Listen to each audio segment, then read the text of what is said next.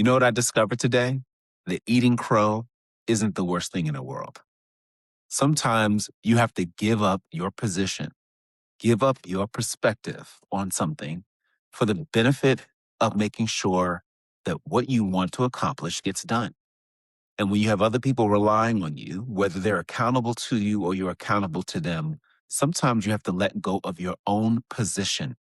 What you hold is what it is, your preference of how you would like things to be done so that you can serve the greater vision, that you can accomplish your goal. I hate to see people feel unsuccessful in what it is they're supposed to get done.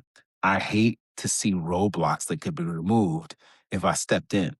Doesn't mean I'm supposed to solve everybody's problem, but where I have access to help move things out of the way to create a smoother and a clearer path for other people, I will do it.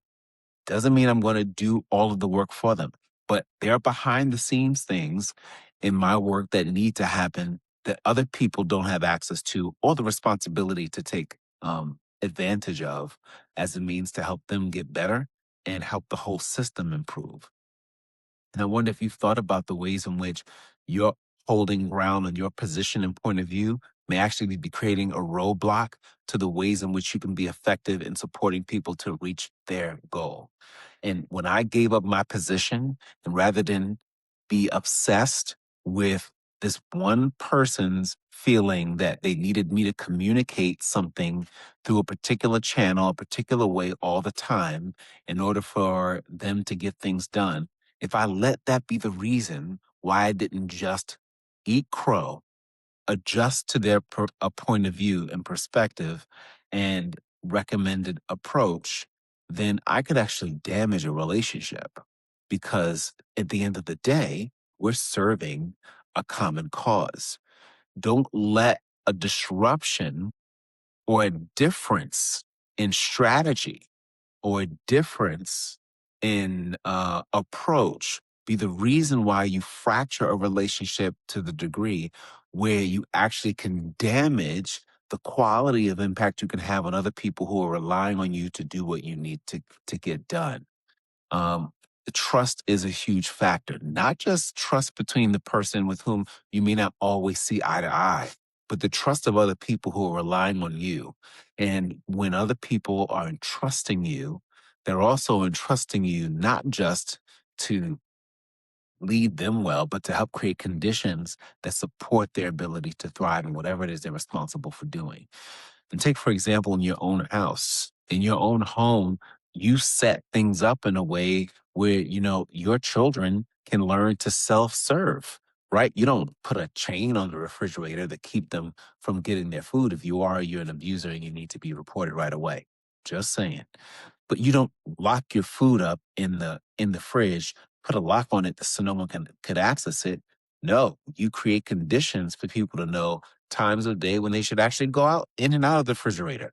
You go into the refrigerator when you're hungry. If you're looking for the milk, it's on this shelf. If you're looking for the eggs, it's on this shelf. If you're looking for the cold cuts, it's on that shelf. Whatever it might be, you help set the conditions for people to self manage and get what they need. But if you hold your ground and keep the fridge locked and make the decision that you're only going to allow people in when it fits you, well, you'll have a whole lot of angry people on your hands.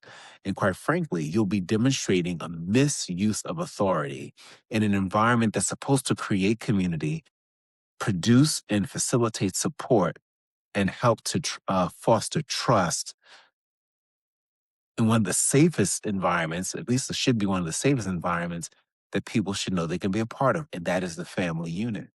So you can apply that same principle to your life at work and your professional relationships. Don't get so hung up about having your way.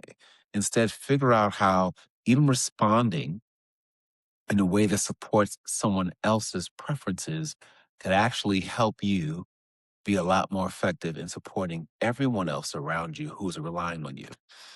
Momentum, momentum is yes, serving yourself well, taking the time to have your needs met so that you can then serve other people well.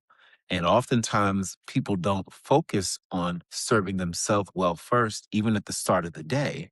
And so when people are making asks of them, or it's an expectation for you to shift in a way that doesn't necessarily reflect something you like, you're less inclined to do it because you've already started your day not serving yourself well.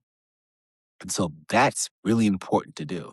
If you get into the habit of knowing how to live in alignment with your values and doing things at the start of your day that support and facilitate your sense of accomplishment, right? Whether it's going to the gym, whether it's getting laundry done before you head out for your first shift at work. Maybe it's taking your kids out for a walk. Um, in the middle of the day after school and using that time to connect and talk. Those things help to make you feel accomplished and thrive, then you do it. You know, if making sure you have dinner at least a few days a week with your family, rather than being mastered by the checking email or finishing a project late at night, simply because you're not in the office and it's quieter to do at home. But you recognize it actually fractures your family, then you're not setting yourself up for the momentum for a healthy environment you want. And so remember, people's perspectives and opinions, they get amplified in our minds, particularly when we don't like them, when we're not doing things that fundamentally align with our values and create a sense of sustained momentum in our life from day to day. So I hope you take that with you. I'll drop some nuggets for you to consider as I reflected upon my own day and my own life, because I want you to do what I encourage everyone to do each and every day, and that's to take care and live.